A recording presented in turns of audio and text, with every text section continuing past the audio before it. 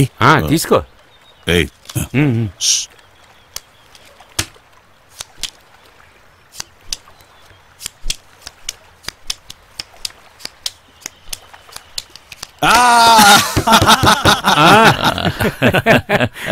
మన హ్యాండ్ ఎప్పుడు పైనే ఉంటుంది. అదిగో దుబాయ్ వాడు వెళ్తున్నాడు చూడు.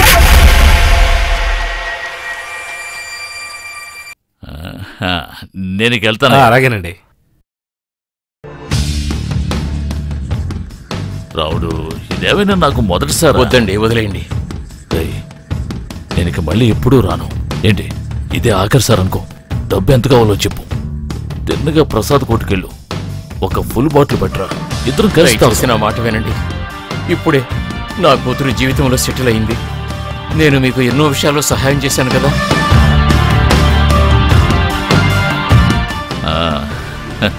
మీ మామగారు నేను పాత స్నేహితులు. ఇటువైపు వెళ్తున్నాను. ఒకసారి మీ మామగారితో మాట్లాడి వెళ్దామని వచ్చాను. వస్తాను. నీ డ్రామాలు ఆపుతావా? విషయం ఏమిటో నాకు తెలియాలి. నిన్ను అప్పుడప్పుడు ఇక్కడ చూస్తూనే ఉన్నాను. ముందు చేతి అదే చెప్తున్నాను కదా. మీ మామగారు నేను పాత స్నేహితులు అన్నానుగా. మాట్లాడడానికైతే ఇంటి ముందు నుంచి రావచ్చు కదా, వెనక నుంచి ఎందుకు వచ్చావు? ఏంట్రా ఓవర్గా మాట్లాడుతున్నా? బాబు లేవండి. నీ పెళ్ళం ఉందే, దానికి మాజీ మొగుని నేను. అది 8వ తరగతి చదువుతున్నప్పుడే దాన్ని నేను సొంతం చేసుకున్నాను. దానికి తండ్రి కూతుళ్ళు కలిసి నా దగ్గర ఎంతో డబ్బు గుంజారు. ఇప్పుడు నీకు అర్థమైందా? నీకు అనుమానం ఉంటే నీ పెళ్ళాన్ని అడుగు. నీకంటే ముందే నేను సినిమా చూశాను రా.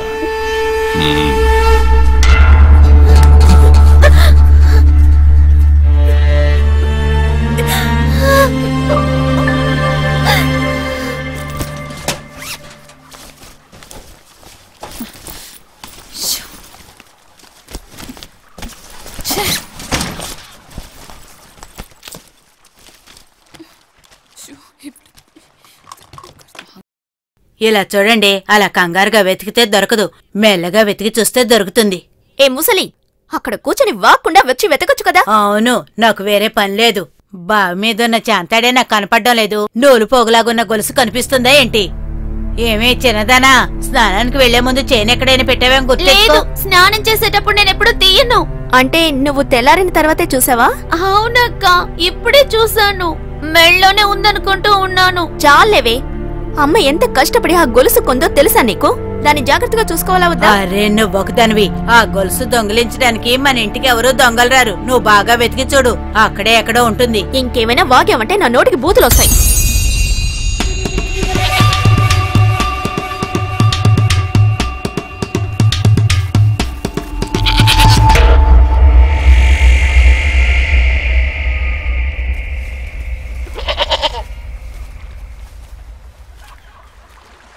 గొలుసు ఏమైంది?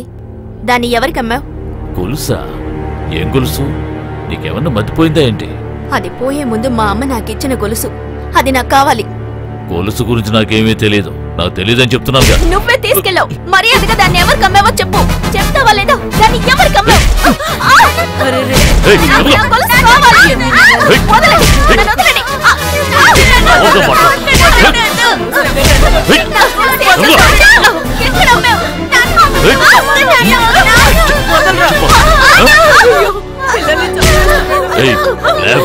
ఇప్పుడు తను ఎక్కడుంది నీకు తెలుసా?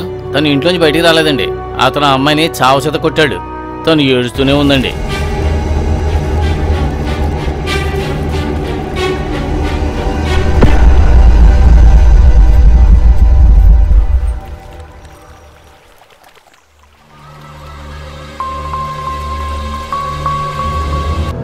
నేను బయలుదేరుతాను.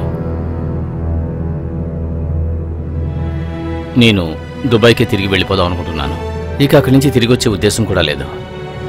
విషయం ఏమిటో మీకు తెలిసే ఉంటుంది.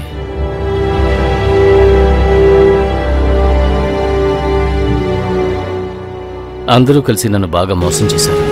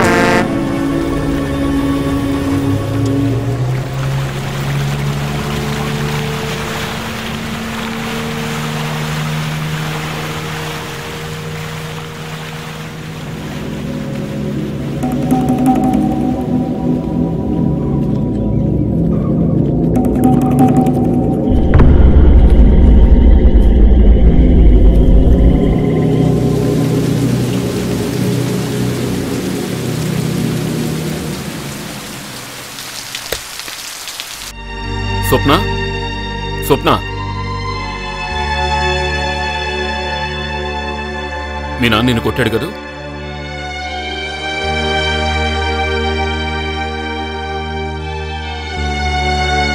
ఇది తీసుకో.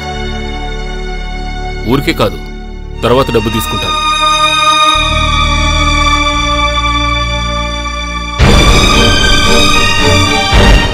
అయ్యో నాన్న వస్తున్నాడు, నువ్వు త్వరగా లోపలికి రా. రా.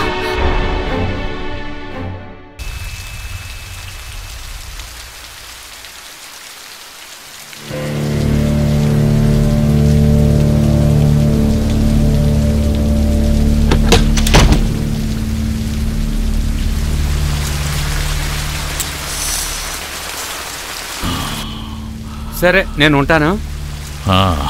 వెళ్ళరా.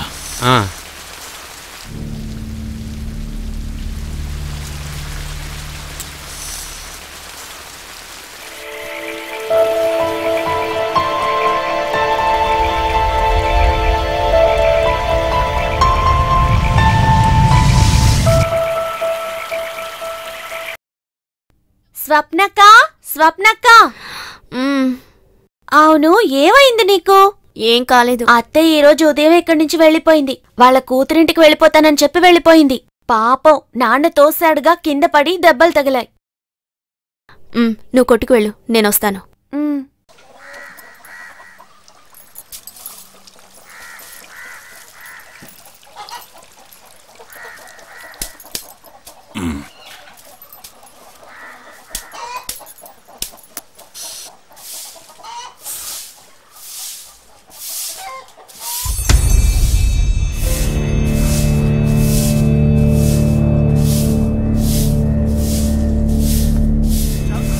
కేశవ్, కేశవ్, మన రాముడు కూతురు రాత్రి ఉరి పోసుకొని చచ్చింది.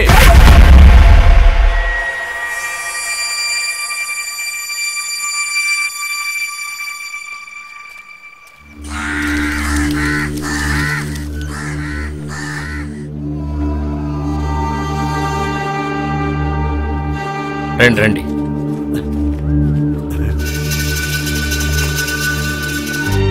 అరే స్వప్ననా, రామారా.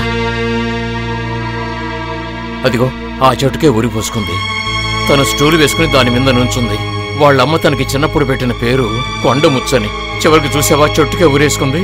నా కూతురు లోకమంతా తిరిగింది. తన వల్లే నా కుటుంబం ఇంత పైకొచ్చింది. దుబాయ్లో ఒక షేక్ ఇంట్లో పనిచేసి తనిద్దరి చెల్లెళ్ళకి పెళ్లిళ్లు చేసింది. ఉదయం లేచి చూశాను, కనిపించలేదు. వాళ్ళ ఆయన కోసం లెటర్ రాసి పెట్టింది. మీ బాబు ఇంట్లో ఉన్నాడా? ఆయనకి తెలిసే ఉంటుంది. అందరికీ చెప్పాలనే ఉంటుంది. నేను ఒంటరి వాడిని, నేనేం చేయగలను? రామ్మా రా. ఏదో రాత్రి శబ్దం వినిపించింది. నేను లేవలేకపోయాను, నిద్రపోయానమ్మా. రారా, నువ్వు లోపలికెళ్ళి చూడు. వెళ్ళు వెళ్ళు.